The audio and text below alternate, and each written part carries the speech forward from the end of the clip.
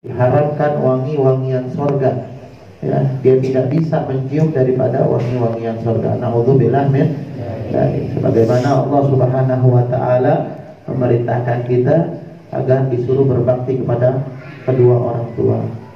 Allah Subhanahu wa taala berfirman, "A'udzubillahi minasyaitonir rajim. Wa qada rabbuka alla ta'budu illa iyyahu wa bil walidaini ihsana." Allah memerintahkan kita untuk selalu berbuat baik kepada kedua orang tua kita. Nah, jangan sampai kedua orang tua kita lalaikan di muka bumi ini, ya, di dunia ini. Jangan sampai orang tua kita lalaikan. Orang mau sekaya apapun, orang mau sebesar apapun kedudukannya, orang mau setinggi apapun derajatnya, tapi kalau dia tidak berbakti sama orang tua, dia akan musnah, baik di dunia nanti ataupun di akhirat. Na'udzubillah min dzalik. Maka dikatakan qala ba'du shalihin, sebagian orang saleh mengatakan, "Masyika ma tariqah ilal jannah illa bi birril walidain." Enggak ada jalan lagi menuju surganya Allah Subhanahu wa taala kecuali dengan berbakti kepada kedua orang tua. Ilmu yang kita andalkan enggak bisa membawa kita ke surganya Allah. Ya, apa yang kita punya, kepintaran kita nggak bisa, kekayaan kita nggak bisa, kedudukan kita nggak bisa membawa kita ke surganya Allah kecuali dengan berbakti kepada kedua orang tua. Baik orang tua yang sudah meninggal ataupun yang masih ada, ya, lebih-lebih yang masih ada. Ya, Al-Imam Subki radhiyallahu anhu, beliau sampai mengqadha salat kedua orang tuanya yang sudah meninggal. Ya, beliau ketika mendapati ibunya yang sedang sakit, beliau temankan. Ibunya nggak bisa sholat sama sekali karena sudah berbaring di tempat tidur 1 minggu penuh. Ya, 1 minggu penuh ibunya itu tidak bisa bangun dari tempat tidurnya, nggak bisa melakukan sholat. Akhirnya 1 minggu ibunya meninggalkan sholat. Ya, Al-Imam Subki radhiyallahu anhu, beliau membuktikan sesungguhnya agar ditakdirkan dijadikan anak yang berbakti kepada kedua orang tua. Akhirnya beliau mengqadha daripada sholat kedua orang tuanya. Orang tuanya sudah meninggal, akhirnya diqadha sama Al-Imam Subki. Nah, kita pun begitu, kalau pengen berbakti sama orang tua, ya, lakukan daripada hak-hak seorang anak kepada kedua orang tua. Haknya orang tua harus kita kasih. Kita sebagai anak harus berbakti kepada kedua orang tua. Jangan pernah lalai sama orang tua. Ya, kalau kita punya kesalahan atau kita punya masalah sama orang tua, buru-buru minta maaf. Jangan pernah gengsi, jangan pernah malu. Hati-hati. Orang tua ini kayak setrum. Ya, mau dapat keberkahan cepat, mau dapat durhaka pun cepat. Ya, orang tua kayak setrum. Kalau anak berbakti sama orang tua, ya, dia pegang tuh setrum, dia dapat keberkahan. Dia berbakti sama orang tua, cepat dapat berkah. Setrum kan cepat modelnya, ya. Nah, begitu juga durhaka sama orang tua, dia bakal dapat balanya, dia bakal dapat azab di dunia. Na'udzubillah min dzalik. Banyak yang sudah kita lihat, ya. Nah, contoh-contoh anak-anak yang durhaka kepada kedua orang tuanya. Nah, anak tersebut akan dikutuk oleh Allah, akan diazab oleh Allah Subhanahu wa taala. Nah, ini hadirin hadirat yang dirahmati oleh Allah Subhanahu wa taala. Ya, kemarin kita sudah menjelaskan daripada bagaimana kita harus berbakti kepada kedua orang tua. Itu untuk laki-laki. Adapun perempuan, ya, orang perempuan ini ketika dia sudah dinikahi oleh seseorang pria, suaminya sudah sah menjadi suami yang sah, maka surganya itu pindah ke suaminya. Ya, maka keridhaan Allah, ya, yang tadi dikatakan kemarin, ridha Allah fi ridha walidain, wa sakhatullah fi sakhatil walidain. Ridhonya Allah ada di dalam ridhonya kedua orang tua, dan murkanya Allah ada di dalam murkanya kedua orang tua. Tapi kalau buat perempuan, ketika dia dinikahi dan menjadi istri yang sah, maka ridhonya dia pindah ke suaminya. Tuh, pindah ke suaminya. Makanya kata Nabi sallallahu alaihi wasallam, idza salatil mar'a khamsaha wa shamat syahraha wa hafizat farjaha wa ata'at zaujaha. Barang siapa perempuan yang telah melakukan sholat 5 waktunya rapi, puasa bulan Ramadannya rapi, bisa menjaga kemaluannya, bisa menjaga harga dirinya rapi, dan dia bisa taat kepada suaminya, wa ata'at zaujaha, dan dia bisa taat kepada suaminya, dakhalatil jannah. Ini perempuan masuk ke dalam surga. Min aibabin in syi'it, dari mana pintu yang dia mau. Pintu surga banyak.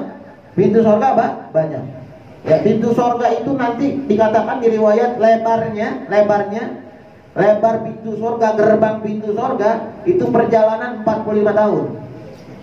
Perjalanan 45 tahun. Lah iya, ilok dari zaman Nabi Adam ilok desek-desekan pintu segini. Lah berapa kapan masuknya? Ya. Banyak, panjang, orang masuk banyak.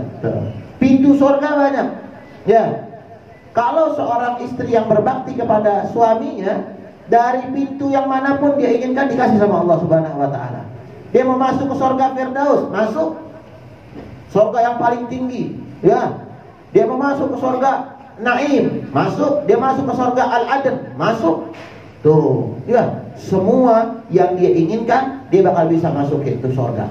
Tuh. Tapi dengan catatan bertaat kepada suami, taat sama suami, jangan ngebangkang, jangan pernah ngelawan sama suami. Ya, hati-hati. Ya, makanya Nabi Shallallahu Alaihi Wasallam ketika mendatangi ke neraka, ya, melihat neraka itu kata Nabi, wajadtu an-nisa katsira. Aku mendapati seorang perempuan banyak di neraka. Tuh, kenapa? Karena nggak dapat redhonya suami. Hati-hati. Jangan kadang-kadang ketika kita sudah hidup bersama, ya, ketika kita udah tahu bagaimana kelebihannya, bagaimana kekurangannya, nah kadang-kadang seorang istri memandang suami itu dengan mata sebelah mata, ya, dengan pandangan yang rendah, dengan pandangan yang kecil. Hati-hati, nggak boleh. Ya, dulu ada namanya Sayyidatuna, ada Nabi Shallallahu Alaihi Wasallam pernah memerintahkan Siti Fatimah Zahra untuk belajar adab sama ini perempuan. Ya, nah, dulu ada satu perempuan solehah. Itu suaminya kalau pulang dari kerja, ya, pulang dari berdagang tuh, itu istrinya udah nyiapin baskom isinya air hangat. Ya, udah ada susunya. Ya, itu kalau suaminya datang pulang berdagang, dibukain bajunya, dipijitin belakangnya, dilapin badannya pakai air hangat. Ya, habis itu diminumin susu. Udah kelar minum susu, ya, diambil rotan sama istri nih, rotan. Kasarnya nih kalau kata orang Bekasi nih, bang, ini kali saya kurang servisnya sama abang nih. Bu, nih kali ini saya kurang servisnya nih sama abang nih. Begitu modelnya tuh, dimandiin, dilapin, bu, dibeliin susu, dipijitin, bu. Nih kali bang, saya kurang nih servisnya sama abang nih, abang pukul saya. Coba bu, kira-kira bu, ada gak di Sumur Batu model gitu? Wow, 1001 bu.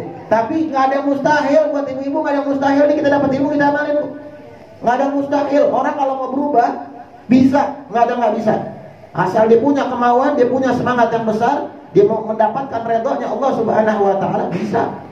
Kenapa kita nggak pernah berpikir seorang yang pernah maksiat dia bisa bertobat di jalan Allah Subhanahu Wa Taala? Orang yang suka mabok-mabokan dia bisa bertobat pada Allah Subhanahu Wa Taala. Kenapa kita yang sudah baik nggak mau lagi yang lebih baik? Tuh, yang sudah baik, kenapa kita nggak mau dapetin redhonya Allah Subhanahu Wa Taala? Coba bayangin tuh, begitu modelnya. Siti Fatimah Zahra disuruh sama Nabi Shallallahu Alaihi Wasallam. Kata Nabi, ya Fatimah, kau belajar sama itu perempuan, katanya. Karena perempuan tersebut adalah perempuan solehah, dijamin sama Nabi dia masuk ke dalam surganya Allah Subhanahu Wa Taala. Jangan pernah ngangkat suara sama suami.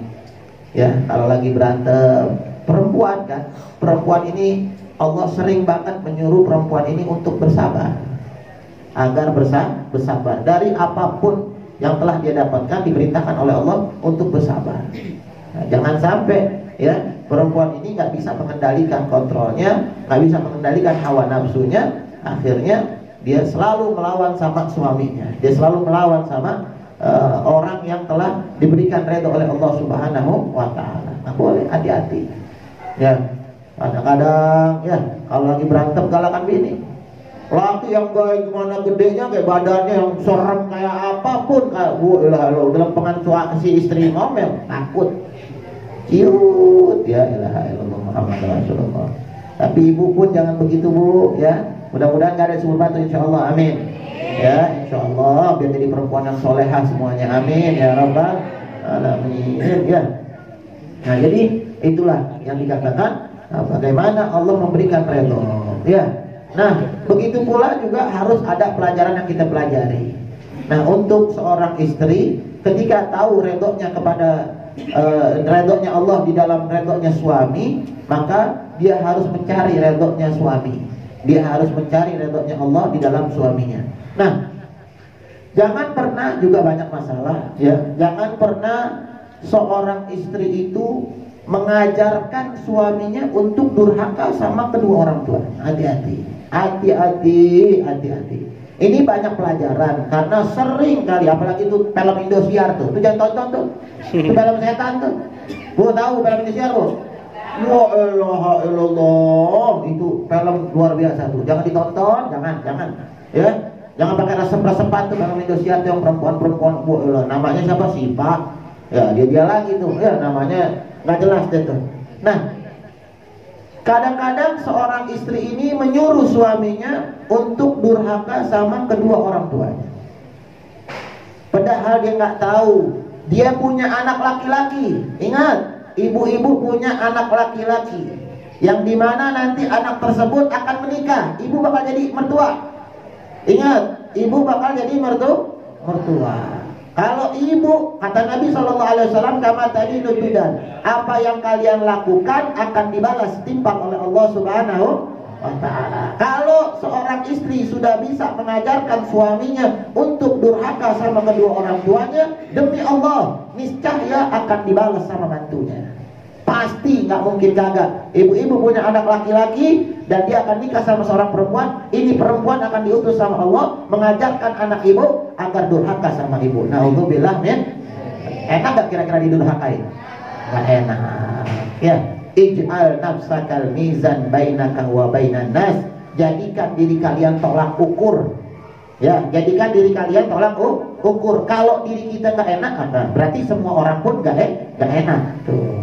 Kalau diri kita enak, ya semua orang pun akan enak. Jadi hati-hati, ya. Nah, mestinya yang benar seorang istri itu mengedepankan mertuanya, mengedepankan daripada redho suaminya ini ada kepada kedua orang tuanya. Udah bang, abang duluin aja. Abang punya ibu, ya. Abang punya kewajiban, abang punya bapak punya kewajiban. Kerjain dulu kewajiban abang. Saya mah gampang. Tuh, yang benar begitu tuh. Bang, dibeliin baju sama suaminya, masya Allah cakep banget. Abang ngomong-ngomong udah beliin emak belum bang? Tuh, yang benar begitu tuh. Seorang istri yang benar begitu. Abang ngomong udah beliin emak belum bang? Ini jangan saya dibeliin emak nggak dibeliin ya bang ya. Tuh, begitu. Jangan kadang-kadang emaknya dibeliin, emak mulu. Tuh, anak juga kan, bini kan juga kan kewajiban. Wah, udah pinter dah dalilnya dah. Pinteran dia kadang-kadang dalilnya, masya Allah. Ya, nyari nafkah kan buat istri wajib juga, bukan orang tua doang. Wah, masya Allah. Orang tua dulu, bini mantan nomor 17. Lah benar-benar ini masa ngomong. Bini nomor 17. Orang tua nomor 1. Dan kalau seandainya tadi kan kita katakan ya, kalau ibu ngajarin orang anak durhaka, saya ngajarin suami durhaka sama orang tuanya, ntar bakal dibalas. Kalau seandainya ibu ngajarin suaminya kebaikan, demi Allah, ntar pun akan dibalas oleh Allah, diutus sama Allah seorang mantu yang akan mengajarkan anak ibu agar selalu berbakti sama ibunya. Tuh. Jadi gimana kitanya jadinya ya? Jadi gimana kitanya? Kalau kita mau enak ya lakuin yang baik. Lakuin yang enak-enak yang diperintahkan oleh Allah, yang diperintahkan oleh Nabi Muhammad SAW. Tapi kalau seandainya kita mau keburukan, ya udah, coba. Tuh, jangan nyesel. Maka kan saya bilang kemarin ya, orang yang durhaka sama orang tua itu adalah durhaka yang bernasab. Tuh. Perempuan pun begitu, perempuan yang durhaka sama suaminya itu pun akan menjadi kedurhakaan yang bernasab. Naudzubillah min. Hati-hati ya, hati-hati. Pikirkan itu. Nah, jadi kalau seandainya kita bisa mengikuti daripada aturan baginda Nabi Muhammad SAW, nah itu kita akan dikasih kenikmatan sama Allah Subhanahu wa Ta'ala. Ya. Nah terus kedudukan siapa lagi yang jadi orang tua? Kedudukan guru. Ya, kedudukan guru. Ya, makanya kata Nabi SAW, Abu Kasalatah, ayah kalian tuh ada 3. Ya, yang pertama manwaladaka, siapa yang melahirkan ente tuh? Orang tua ente tuh. Yang kedua man yu'allimuka ilman, barang siapa yang mengajarkan kalian ilmu, guru ente. Yang ketiga man zawajaka bintahu, barang siapa yang menikahkan engkau dengan anaknya, namanya mertua. Tuh 3 orang tua kita, ya. Orang tua asli, orang tua kandung, guru kita, sama mertua kita.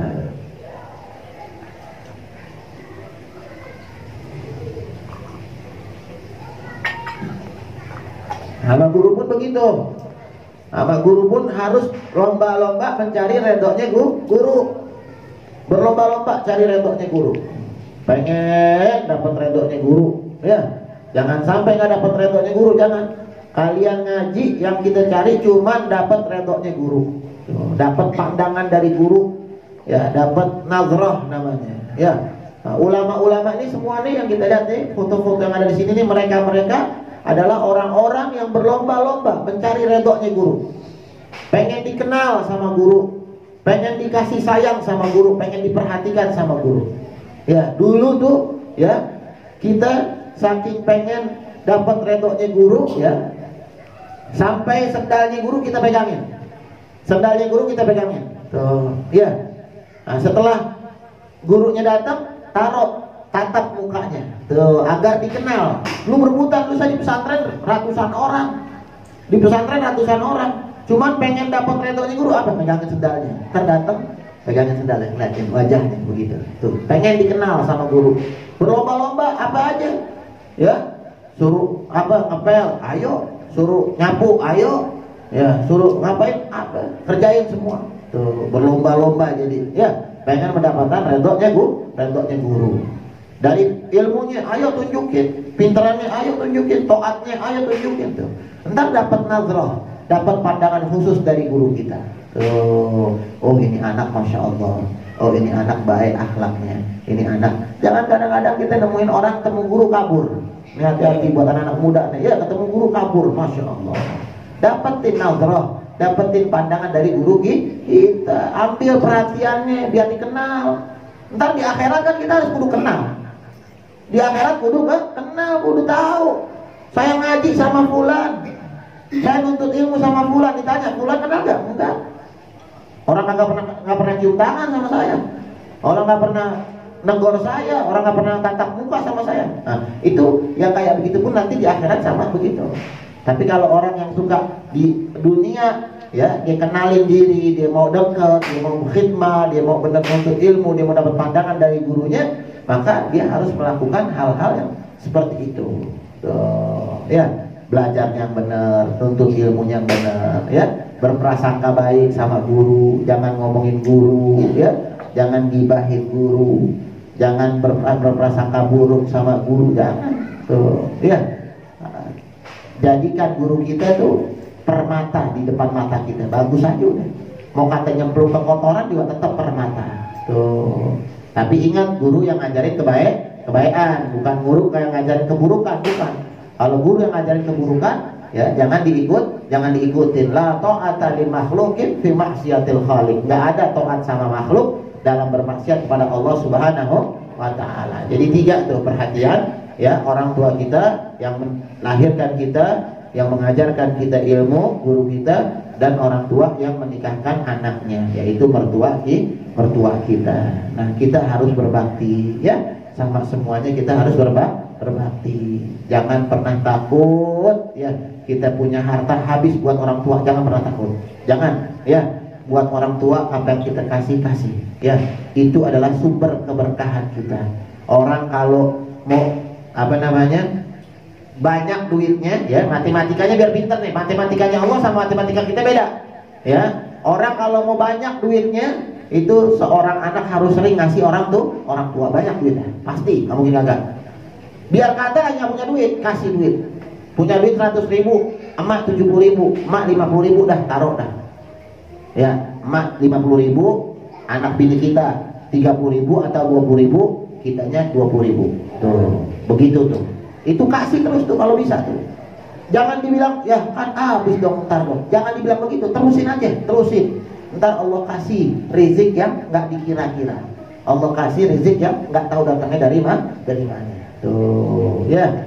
Nah, jadi kudu pinter-pinter ya mencari redhonya Allah Subhanahu wa taala. Ya. Wal firari minal zahfi wa huma minal kabair. Setelahnya itu adalah kabur daripada perang. Itu pun maksiat badan tuh. Lagi perang kabur. Ya, ada Raisul Munafik, kepalanya, dedengkotnya munafik namanya Abdullah bin Ubay. Ya, Abdullah bin Ubay itu adalah dedengkot munafik. Ketika lagi pengen perang Uhud, ya, ketika umat muslimin pada banyak, ini Abdullah bin Ubay kabur daripada peperangan. Diajak yang lain-lain, udah ngapain ikut perang sama Muhammad, katanya nggak usah ikut perang katanya. Ya, kita ntar bakal dibohong-bohongin katanya, cuma dapat janji-janji surga doang, surga nggak kelihatan katanya. Ya, akhirnya banyak umat muslimin pun yang pada putar balik. Nah, itu bedang konteks siapa namanya? Abdullah bin Ubay, rajanya munafik tuh dia tuh. Ya, nah itu orang nggak bakal masuk ke dalam surganya Allah Subhanahu wa taala. Dan orang perang kabur daripada peperangan, maka orang tersebut ya di dalam tubuhnya itu maksiat kepada Allah Subhanahu wa taala. Wa huma minal kabair. Itu dua-duanya dosa besar, ya. Nah, sampai di situ dulu. Wallahu a'lam bishawab. Mudah-mudahan bisa diamalin ya, insya Allah. Allahumma hdina bihudak waj'alna mimman yusari'u fi ridhak wa la tuwallina waliyan siwak wa la taj'alna mimman khalafa amraka wa 'asak. Hasbunallahu wa ni'mal wakeel, la haula wa la quwwata illa billahil 'aliyyil 'azim. Sallallahu ala sayyidina Muhammadin wa ala alihi wa sahbihi wasallam. Alhamdulillahi rabbil alamin.